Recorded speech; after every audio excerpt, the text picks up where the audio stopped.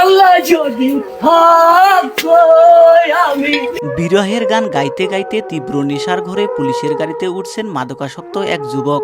মাগো, তোমার মতো হয় না কেহ আমার বুকে টানে। সম্প্রতি নেট দুনিয়ায় ব্যাপক চাঞ্চল্য তৈরি করা এই ঘটনাটি ঘটেছে খাগড়াছড়িতে।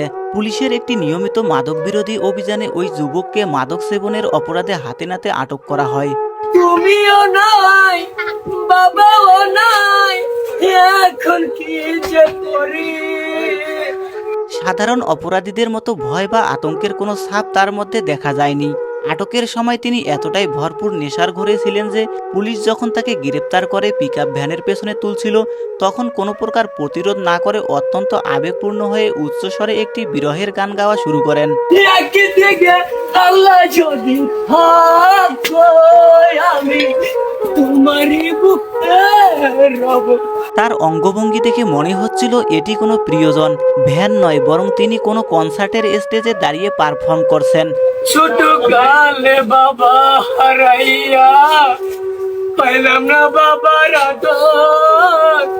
এই নাটকীয় হাস্যরসাত্মক মুহূর্তটির ভিডিও সামাজিক যোগাযোগ মাধ্যমে ছড়িয়ে পড়ার সঙ্গে সঙ্গেই তা মুহূর্তের মধ্যে ভাইরাল হয়ে যায়। তোমারই বুকে রব, আর কোনো কানে যাবে না।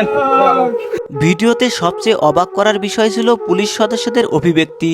যুবকের এমন অদ্ভুত কাণ্ড দেখেও তারা যেভাবে চরম সংযম দেখিয়ে নিজেদের হাসি চেপে রেখেছিলেন তা নেটিজেনদের বেশ অবাক করেছে।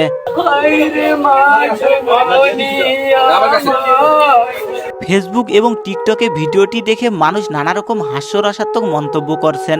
কেউ লিখেছেন যে এমন বিনোদন শুধু বাংলাদেশেই সম্ভব, আবার কেউ লিখেছেন জীবনে প্রথমবার কোনো দুঃখের গান গেয়ে তারা হাসি থামাতে পারছেন না।